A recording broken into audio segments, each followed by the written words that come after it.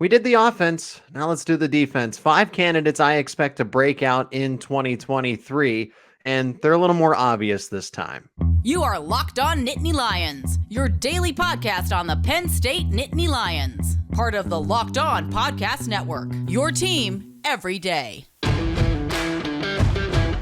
Thanks for making Locked On Nittany Lions your first listen every day. We are free and available wherever you get your podcasts. And today's episode is brought to you by FanDuel, the official sportsbook of Locked On. Make every moment more. Visit FanDuel.com/LockedOn. That is FanDuel.com/LockedOn to get started. In the last episode, the latest one, we predicted 4 offensive breakout candidates for the Nittany Lions, and we're going to do just that with the defense. I got 5 of them. We're going to split over 2 segments and then wrap up with Penn State's win over Iowa. It wasn't easy, but they got the job done. I mean, that's the number 2 team in the country, and that's just how good Penn State wrestling is. So let's get into defensive candidates for the 2023 season to break out for the Penn State Nittany Lions. And we're going to go kind of in order of obviousness. Number 1 is going to be Zane Durant, defensive tackle, true sophomore. I think he's ready to launch out of a cannon, if you're asking me to be transparent. And I think he can be an under-the-radar, all Big Ten player, even an All-America selection. That's how good I think this kid is. He's fast and he's lean for a defensive tackle. He will easily see a boost in playing time with PJ Mustipher gone. Honestly, he might even start this upcoming season. And I know who's in the room. I know Hakeem Beeman's there, Keziah Izzard, Devon Elise. I know they're all there, and they're going to rotate a lot, but I see Zane Durant as a starter next to somebody. Somebody's going to be there, whether I assume it would be Hakeem Beeman, but Zane Durant, I think, will start in one of those defensive tackle spots. And the coaches, they love him. They've raved about him. When spring practice was going on last year, it was Zane Durant as one of the main guys that stepped up a lot. You know, there was Nicholas Singleton, there was Katron Allen, there was Abdul Carter that they were the story, but Zane Durant was one of those other players that were grouped into that crop of true freshmen that just really wowed you. And that was during spring ball last year. So I wonder what spring ball is going to do for him this season. And with that being said, he appeared in 13 games, all 13. So they wasted no time burning his red shirt. He had that green light. They do the red light, yellow light, green light, stoplight system for true freshmen. And he was full on green, full speed ahead. Listed at 6'1", 275 pounds. And look at the tape. His best game came against Maryland. He had a sack in that game, a few tackles. Other than that, pretty relatively quiet throughout the season. But he'll make a lot of noise next year and I think be one of the defensive leaders. That is Zane Durant. Another true sophomore who's on the defensive line, but this guy is out on the end position, and that is Dennis Sutton, probably someone that everybody has as a breakout candidate for Penn State's defense. And I told you this is going to be a little obvious here, but Dennis Sutton, I mean, he was named in ESPN.com a true freshman All-American. People know about him. He's definitely on the radar, but appeared in 13 games, made 17 tackles, 11 of them were solo, 3 sacks, 3.5 tackles for loss, 3 quarterback hurries. Oh yeah, 1 interception against Indiana, and that was a game that Penn State just ran away with. But this is the kind of player that he is. Dennis Sutton isn't just a pass rushing specialist. He is a true do-it-all defensive end type of player. Deadly combo of size, speed, athleticism, and coordination. I think there's people forget hand-eye coordination is very important. What makes Aaron Donald so good? Because he is really good with his hands and he's really good up front at the point of the attack. Dennis Sutton can have that similar skill set if he continues to work on it, and that comes with the coordination. He's 6'5", 255 pounds. If you can believe it, he plays bigger than that. Former 5-star, top 30 prospect nationally in high school. And he will be in that second defensive line rotation with Adisa Isaac and Chop Robinson being the starters.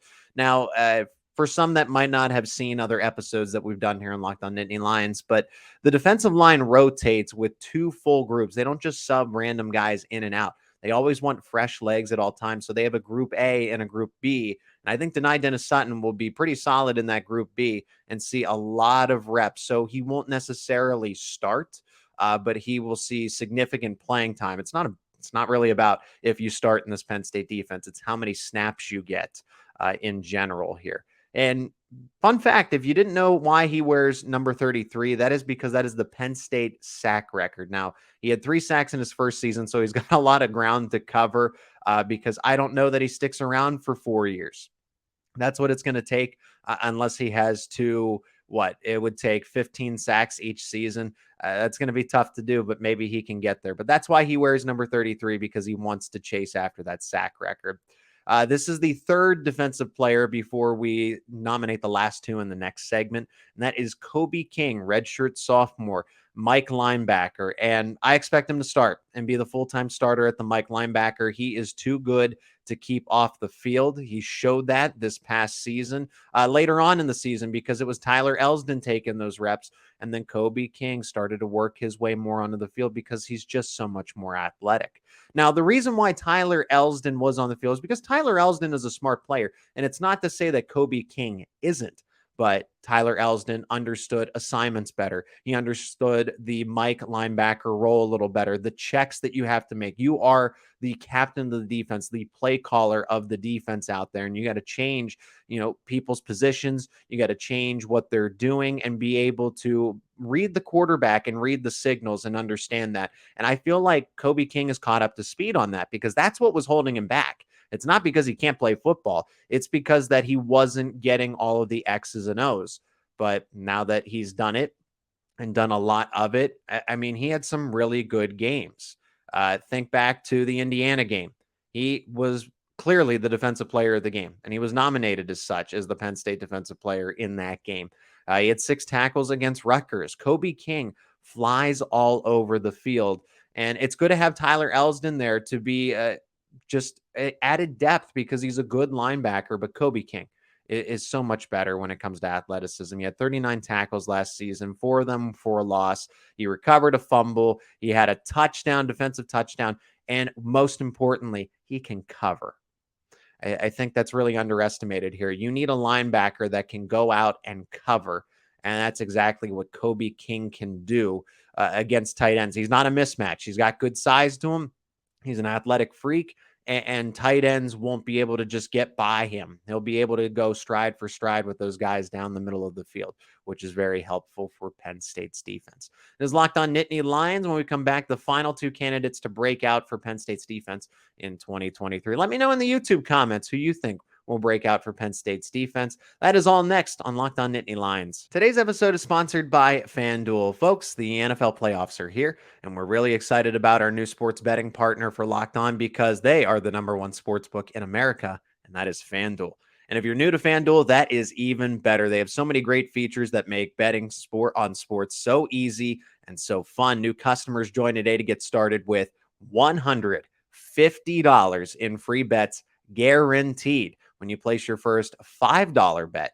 Just sign up at FanDuel.com/lockedon. And FanDuel has all of your favorite bets, from the money line to point spreads to player props. Plus, you can even combine your bets for a chance at a bigger payout with the same game parlay. All on an app that is safe, secure, and super easy to use. So football fans, do not miss out. Place your first $5 bet to get $150 in free bets, win or lose. That's all it takes. You just got to place the bet at FanDuel.com/lockedon. Make every moment more with FanDuel, the official sportsbook partner of the NFL.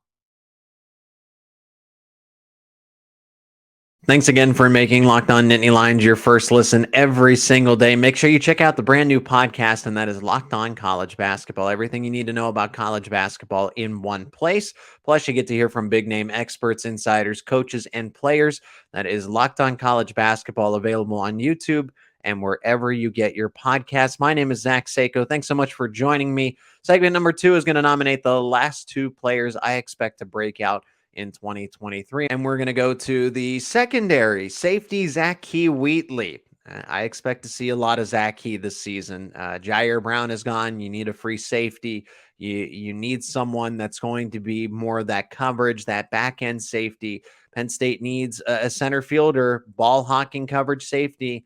And who better to do that than Zach Wheatley, the turnover king? This is something we've heard for quite a bit now, whether he was a freshman on campus, now getting into his redshirt sophomore season. So he's been with the program now. It'll be his 3rd year, but He's just a really good pass defender than he is a run defender. And now I say this as he made 24 tackles in the time that he played on the field. But that's what they have Keaton Ellis and Jalen Reed for, the guys that are going to be more of those in the box safeties, the strong safety, if you will, so that Zach Wheatley can play over the top where his skills are just best suited.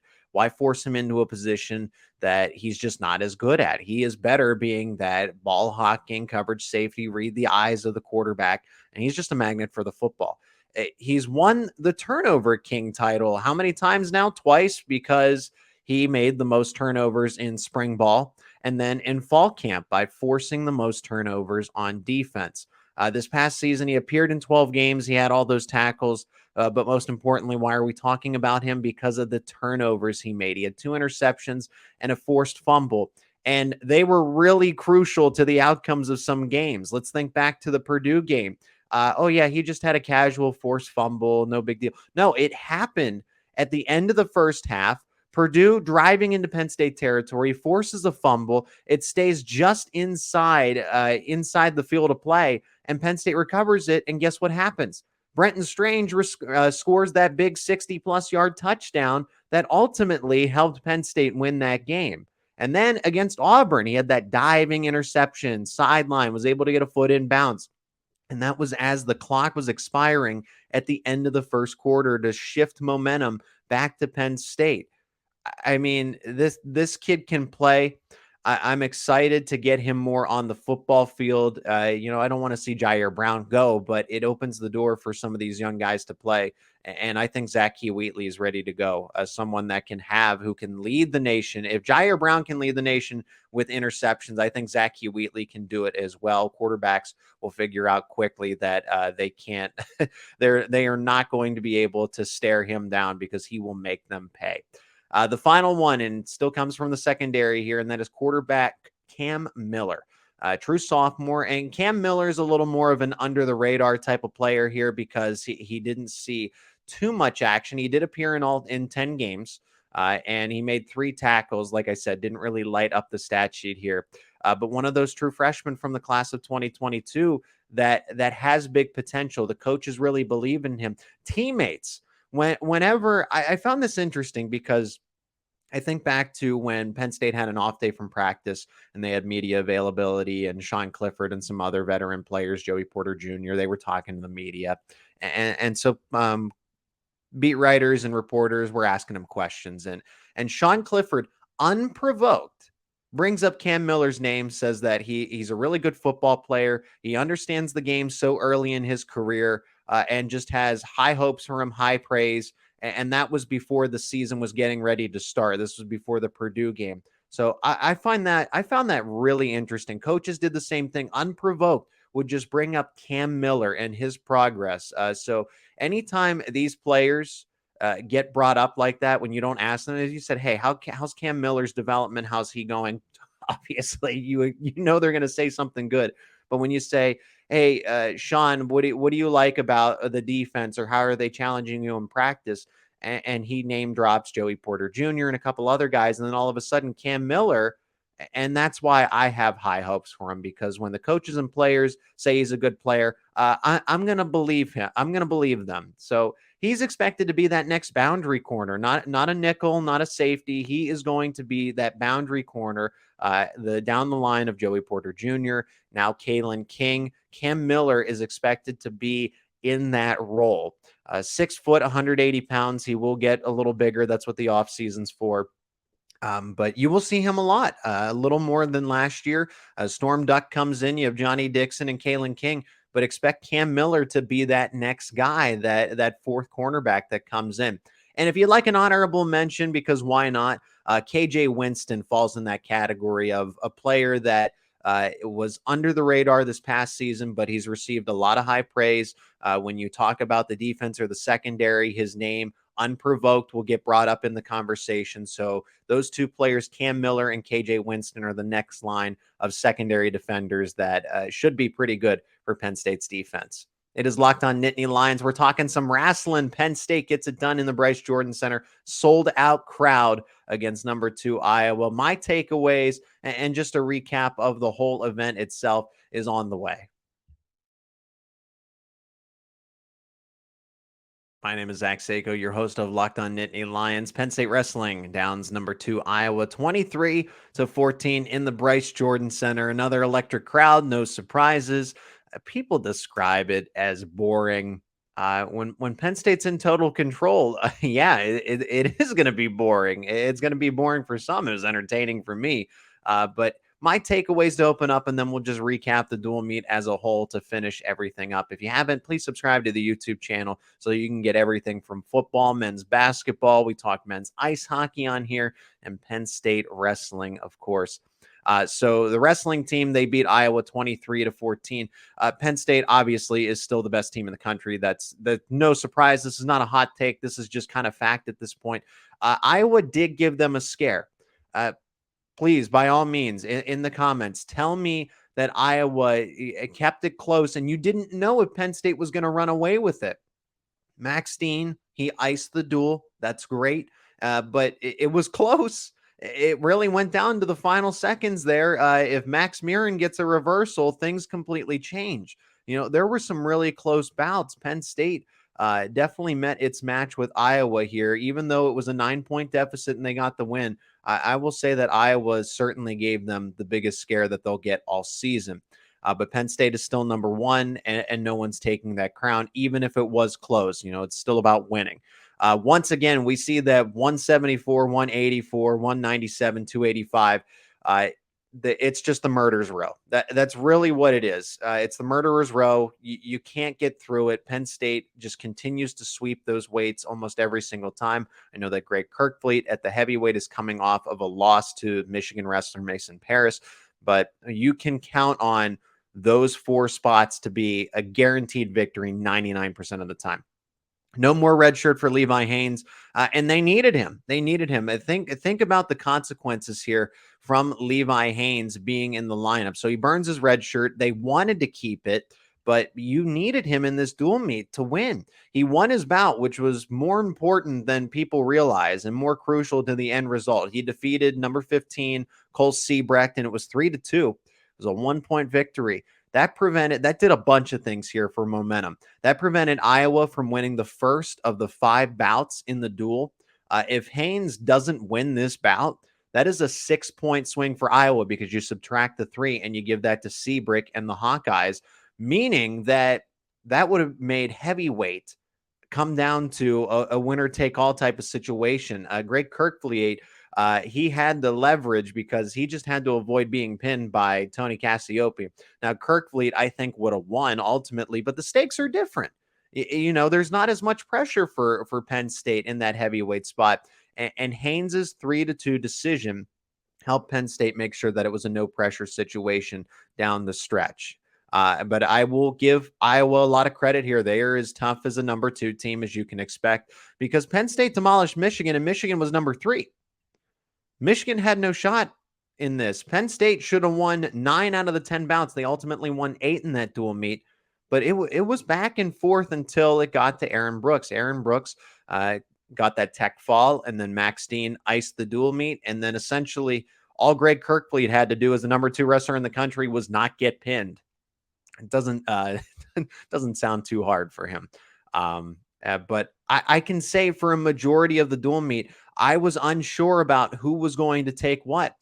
Levi Haynes wasn't a lock to win his match. The people that did lose, like a Bo Bartlett or an Alex Facundo or a Shane Van Ness, those were toss-up matches. You didn't know who was going to win necessarily. Aaron Brooks was an overwhelming favorite. Yeah, Spencer Lee was an overwhelming favorite. But every single match, you just had to wait until the final seconds came off of the clock.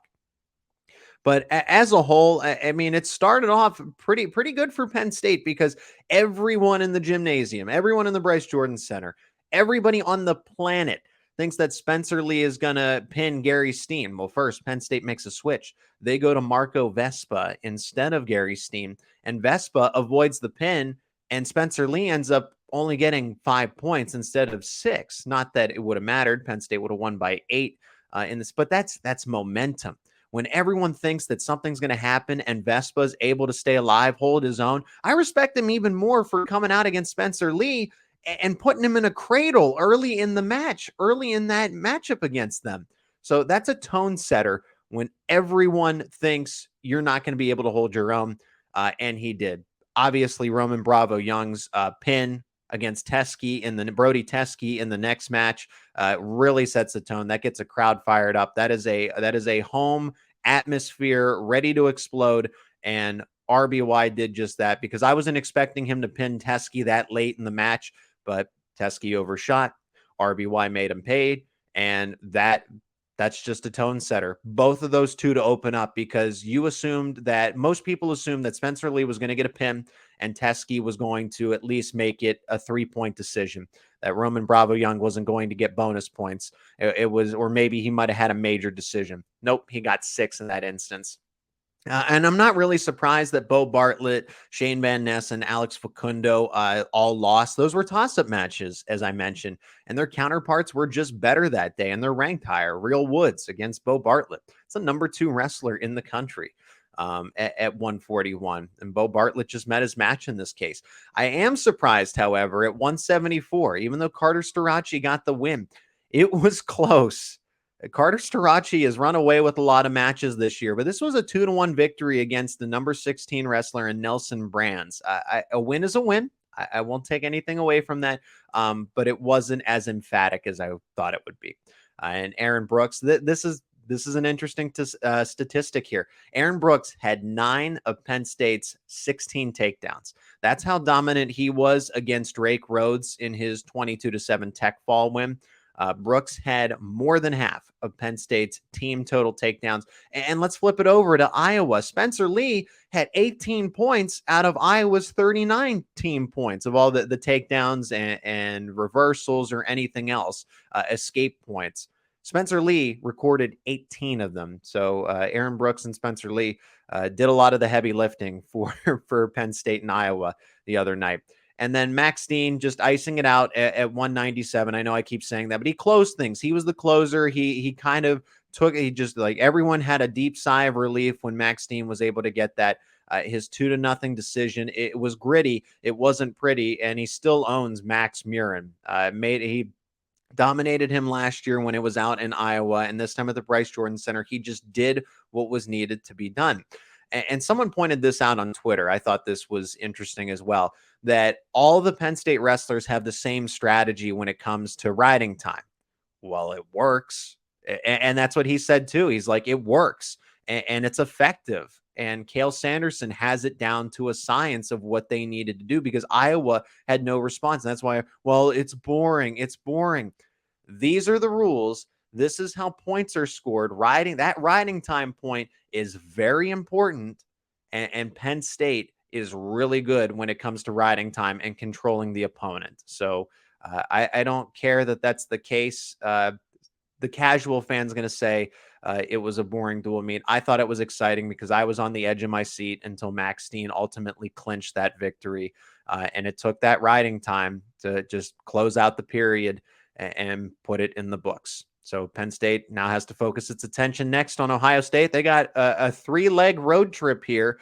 That is what's next for Cale Sanderson in the Nittany Lions. But thanks again for making Locked On Nittany Lions your first listen every day. Make sure you check out the brand new show, Locked On College Basketball. Everything you need to know about college basketball in one place. Plus, you get to hear from big-name experts, insiders, coaches, and players. That is Locked On College Basketball, available on YouTube and wherever you get your podcast. Coming up on Locked On Nittany Lions, Penn State men's basketball is playing Michigan in the Bryce Jordan Center. Let's see if they can pull off what would be an upset.